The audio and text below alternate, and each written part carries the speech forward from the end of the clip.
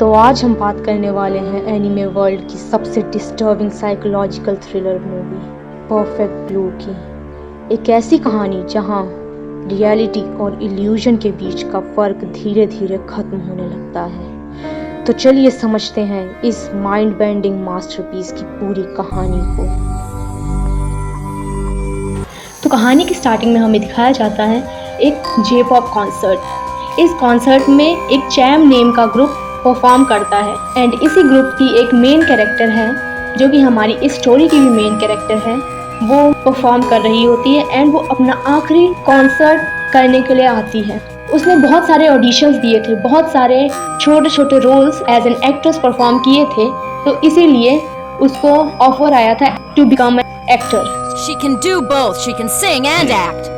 The producer of the show doesn't care. He thinks Mima's a wonderful actress. And वहीं पर हमें एक और कैरेक्टर दिखाया जाता है जो कि है मीन मेनिया। मीन मेनिया एक ऑब्सेस्ड फैन मीनमा का। मीन मेनिया इतना ज़्यादा ऑब्सेस्ड था कि उसने सराउंडिंग के विजन को ब्लर करके सिर्फ मीनमा पर फोकस रखा हुआ था। एंड इसी से हमें पता चलता है वो कितना ज़्यादा मीनमा के प्रति ऑब्सेस्ड है। एंड जब मीनमा अपना फाइनल डिसीजन सुनाती है तो उसकी ऑडियंस उससे बिल्कुल भी एग्री नहीं करती। Thank you all so much. I'm really happy that I spent the last 2.5 years being a part of Cham and sharing it all with you. I really hope that I can entertain you just the same as an actress. This will be my last song.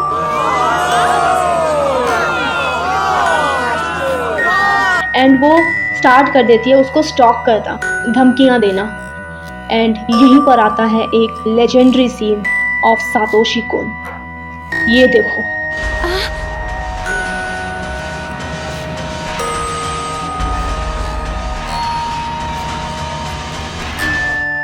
अगले ही दिन जब मीनमा अपने shoot पर जाती है तो उसको वहाँ पर एक लेटर मिला था।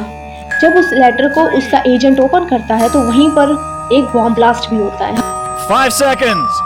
4, 3, 2.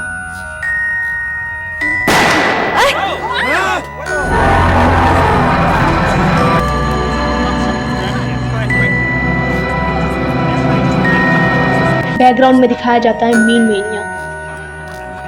तो इससे हमें ये अंदाजा लग जाता है कि मीन मेनिया ने ही ये किया होगा। उस लेटर में भी मीनमा को धमकी दी गई थी और इसी लेटर को पढ़ के मीनमा भी शॉक रह जाती है एंड डर जाती है। जब मीनमा अपने घर पर वापस जाती है तो रूमी उसके घर पर आती है। रूमी उसे एक वेबसाइट दिखाती है जिसका नाम था मीमास रूम। इस वेबसाइट में हर एक चीज़ लिखी थी मीनमा के बारे में, उसकी एक्टिविटीज़, उसकी फेवरेट चीज़ें, सब कुछ लिखा था उसके बारे में। इवन दो उसके थॉट्स भी उस वेबसाइट में लिखे थे। एंड इस चीज़ को देखकर शॉक हो जाती है। Where did this come from? How do they know so much? अगले दिन सुबह होती है और मीनमा ऑफिस में जाती है और वहाँ पर देखती है कि उसका जो पुराना पॉप आइडल ग्रुप था वो बहुत ही अच्छा ग्रो कर रहा था। थोड़ी सी जेलसी होती है और थोड़ी ही देर बाद उसका एजेंट उसे एक सीन करने के लिए मीनमा की राय मांगने आता है। एंड वो सीन बहुत ही ज़्यादा लंबा होने वाला था। उसने बताया था मीनमा को कि ये सीन उसको पॉपुलैरिटी गेन करवा सकता, पर इस सीन में एक रेप सीन भी था। And the shocking thing was मीनमा उस सीन को करने के लिए एग्री हो गई थी। It's not as if they're really going to rape me or anything. Anyway, Rumi, I'll do it. I have to give it my best shot. मीनमा ट्रेन से अपने घर लौट रही होती है, तभी वो देखती है कि ट्रेन की विंडो में उसकी रिफ्लेक्शन दिख रही है। एंड उस रिफ्लेक्शन में एक जे-पॉप आइडल मीनमा उसको कह रही होती है कि I absolutely refuse to do it. अगले ही दिन जब वो सीन करने की टर्न आती है तब इतना रियलिस्टिक सीन बनाया गया है। Hats off to the animators. उन्होंने इतना रियलिस्टिक सीन बनाया है इसको कि हमें लगता है कि सामने ही हो रहा है हमारे। इस सीन को करते वक्त मीनमा का भी इतना ज़्यादा मेंटल ब्रेकडाउन हुआ कि वो ट्रॉमेटाइज तक होने लग गई थी। जब ये शूट चल रहा था तब हमें दिखाया जाता है कि रूमी वहीं पर रोने लग जाती है उस सीन को देखकर। एंड वो वहीं रोते रोते उस जगह से चल जाती है। मीनमा जब अपने घर पहुंचती है तो वो सारा सामान फेंकने लग जाती है एंड बेड पे गिर के रोने लग जाती है। कहती है Of course I don't want to do it, but I didn't want to tell them that all those people have done so much for me. हमें थोड़ी देर बाद दिखाया जाता है कि उस सीन का जो राइटर था उसकी डेड बॉडी एक लिफ्ट में पड़ी हुई है। अब मीनमा को इतनी ज़्यादा अच्छी रिकग्निशन मिल गई थी उसी सीन के कारण कि अब उसका कोई भी इरादा नहीं था वापस जाने का। एंड बाद में हमें दिखाया जाता है कि मीनमा एक फ़ोटो शूट करवा रही होती है and she was really not even hesitant. And इससे ही हमें पता चल जाता है कि मीनमा अपने करियर को लेके कितनी ज़्यादा टेंशन में है। वो अपने करियर को बढ़ाना चाहती है एंड इससे ही हमें पता चलता है कि मीनमा एक फेमस एक्ट्रेस बनने के लिए क्या क्या कर सकती है। उस फोटो शूट के बाद हमें दिखाया जाता है कि जो फोटोग्राफर था उसने एक पिज़्ज़ा ऑर्डर करवाया था एंड डिलीवरी करने के लिए एक लड़की आती है। वो उसको पिज़्ज़ा दे के उसके ऊपर हमला कर देती है एंड शी किल्स। एंड वहीं पर हमें दिखाया जाता है कि वो लड़की और कोई नहीं बल्कि मीनमा ही है। वो मीनमा ही थी जिसने उस फोटोग्राफर को मारा था। जब मीनमा सो के उठती है तब वो अपने कबर्ड में देखती है तो उसके अंदर वही कपड़े थे जो उसने उस फोटोग्राफर को मारते वक्त पहने थे। उस पर खून लगा था पर वो शॉक हो गई थी एंड उसको वो जल्दी से लॉक करके अपने कबर्ड में डाल देती है। एंड तभी हमें एक बहुत ही कंफ्यूजिंग सीन दिखाया जाता है जिसमें मीनमा सो रही है एंड उठ रही है, फिर वो शूट करने जा रही है, फिर तो वो एक सपने में ही है। ये हमारे लिए भी बहुत ज़्यादा कंफ्यूजिंग हो गया था क्योंकि हमें खुद नहीं पता चल रहा था कि आखिरकार हो क्या रहा है। मीनमा को अब जे पॉप आइडल मीनमा दिखाई दे रही थी जो उसे हमेशा फोर्स कर रही थी कि वो पुरानी जे पॉप आइडल बन जाए, पर मीनमा हमेशा उससे भागने की कोशिश करती थी।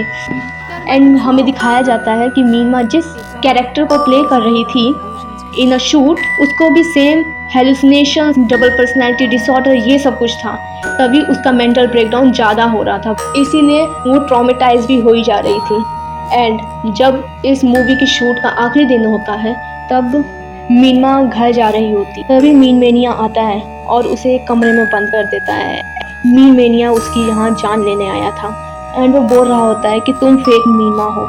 ये सब सुन के मीनमा शॉक हो जाती है और अपनी जान बचाने के लिए एक हथौड़ा लेती है और उसके सिर पे मार देती है एंड वो भाग जाती है। तभी उसे दरवाजे के बाहर रूमी मिलती है और वो रूमी को लेके उसी कमरे में जाती है, पर देखती है तो वहाँ कोई नहीं था। रूमी मीनमा को शॉक देखकर उसको अपने साथ कार में ले जाती है। मीनमा थके होने के कारण कार में ही सो जाती है। जब मीनमा की आंखें खुलती है तो वो देखती है कि वो अपने रूम में है, पर वो एक चीज़ देख के हैरान हो जाती है कि उसके कमरे में उसी चैम ग्रुप का फोटो था जो कि उसने हटा दिया था पहले। वो देख के वो शॉक हो जाती है एंड जब वो कर्टन्स को साइड करती है तो सामने देखती है कि रेलवे स्टेशन है, पर उसका घर तो रेलवे स्टेशन के पास नहीं था। यही देख के वो डर जाती है एंड जब पलटती है सामने एक मीनमा द जे पॉप आइडल होती है। हम सबको इस सीन में लगता है कि मीनमा फिर से शायद डबल पर्सनैलिटी डिसऑर्डर में आ गई है, वो अपने आप को सामने देख रही है, पर मीनमा उसे पहचान जाती है। मीनमा बार बार बोलने लग जाती कि Rumi is that you, Rumi is that you. तभी हमें दिखाई जाती है कि असलियत में वो कोई जे पॉप आइडल मीनमा नहीं थी बल्कि वो रूमी ही थी जो कि उसकी मैनेजर थी, जो कि उसकी बेस्ट फ्रेंड थी, वही उसके मेंटल ट्रॉमा हेलुसिनेशन का कारण थी, वही सामने उसे खड़ी थी। यहाँ पर रूमी उससे बात नहीं करती बल्कि पेचकस लेके उस पर अटैक कर देती है। मीनमा उससे जान बचाते हुए भागती है, रूमी भी उसका पीछा करती है। एंड सामने ही जब वो रोड पे आ जाते हैं भागते भागते, रूमी के सामने एक ट्रक आ रहा होता है और रूमी ट्रक को देख के खड़े हो जाती है क्योंकि उसकी लाइट्स उसको महसूस करा रही थी कि बहुत सारी ऑडियंस उसके सामने है। एंड उसको ही बचाते वक्त मीनमा ने उसको धक्का देके आगे गिर गई। मीनमा भी बच गई और रूमी भी बच गई। तभी सीन शिफ्ट होता है एक मेंटल हॉस्पिटल पे जहाँ पर मीनमा रूमी को देखने आई होती है। रूमी उसके सामने होती है और रूमी अभी भी अपने आप को एक जे पॉप आइडल मीनमा की तरह देख रही है। मीनमा अपने कार में जाके बैठती है और कहती है I am the real one. No, I'm the real thing. और यहीं पर हमारी स्टोरी खत्म हो जाती है। मुझे पता है तुम सबको अभी तक कुछ नहीं समझ आया, चलो अब तुम्हें सारे प्लॉट ट्विस्ट बताती हूँ।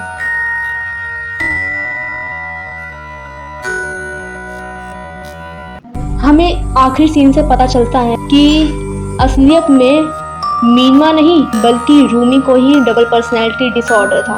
रूमी का जो मेन एम था वो फेमस J-pop आइडल बनना था, और वो किसी कारण से वो इस सपने को पूरा नहीं कर पाती, और इसीलिए वो as an manager of a J-pop idol काम करती है। वो अपने आप को मीनमा के अंदर देखना चाहती थी, तो इसीलिए जब मीनमा ने अपना J-pop आइडल का करियर क्विट कर दिया तो रूमी इसको बर्दाश्त नहीं कर पाई, और उसने वही मीनमा की पर्सनैलिटी अपने अंदर ग्रो कर दी। जैसे कि तुमने वो सीन देखा ही था जिसमें रूमी रोने लग गई थी। इससे हमें पता चल जाता है कि रूमी बिल्कुल भी नहीं चाहती थी कि मीनमा अपना J-pop आइडल का करियर ख़त्म करे और इस मीनमा द J-pop आइडल की इमेज को बर्बाद करे। और इसी कारण जितने भी मर्डर किए गए, उस फोटोग्राफर का, उस राइटर का, इन सब का मर्डर उसने ही किया। और मैंने आपको एक सीन नहीं बताया कि मीन मेनिया और उसका जो एजेंट है दोनों का ब्रूटली मर्डर कर दिया गया है। और इससे हमें ये भी पता चल जाता है कि ये सब कुछ रूमी ने किया है, क्योंकि थोड़े ही सीन पहले एजेंट ने रूमी से कहा था कि मीनमा को 18+ सीन्स और करने पड़ेंगे, और तभी रूमी ने ही शायद उसे मारा होगा। एंड इस सीन में हमने मीन मेनिया के पीछे रूमी को देखा था, ना कि मीनमा को। रूमी उसको कह रही थी कि वो फेक मीनमा है जो टीवी पे दिखाई दे रही है, वो उस J-pop आइडल मीनमा की इमेज को बर्बाद कर रही है। और इसी कारण उसने, रूमी ने ही मीन मेनिया को मीनमा का मर्डर करने के लिए भेजा था। जैसे कि तुम देख सकते हो इस सीन में जब मीनमा ने रूमी को धक्का दिया था तो मीनमा राइट साइड जाके गिरी थी और रूमी लेफ्ट साइड जाके गिरी थी। इसका मतलब ये भी हो सकता है कि जो हॉस्पिटल में मीनमा आई थी वो असलियत में रूमी ही थी। रूमी अपने आप को मीनमा अभी भी समझ रही थी और उसने मीनमा को फंसा दिया था, क्योंकि तुम आखिरी सीन में देख सकते हो इसकी वॉइस, ये देखो। No, I'm the real thing. और ये सुनो, Today was the last one. No more singing. Change लग रही है ना? अब ये वाली वॉइस सुनो, No, I'm the real thing. और ये सुनो, Okay. Okay, we're all set now. Same लग रही है ना? I am who I am today. At the end conclusion ये निकलता है कि मीनमा अभी भी उस मेंटल हॉस्पिटल में है। तुम ये एक और सीन देखो, ये नर्सिस कैसे बोल रही हैं कि ये मीनमा जैसी लग रही है, मतलब वो मीनमा नहीं थी, मतलब रूमी ही थी। तुम खुद देखो ये सीन।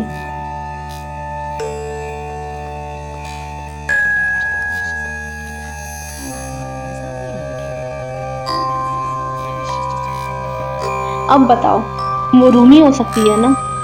कमेंट सेक्शन में बता देना। एंड ऐसे ही बेहतरीन वीडियो के लिए सब्सक्राइब टू माय चैनल। अगर तुम्हें और कोई डाउट है तुम कमेंट सेक्शन में बता सकते हो, एंड प्लीज़ लाइक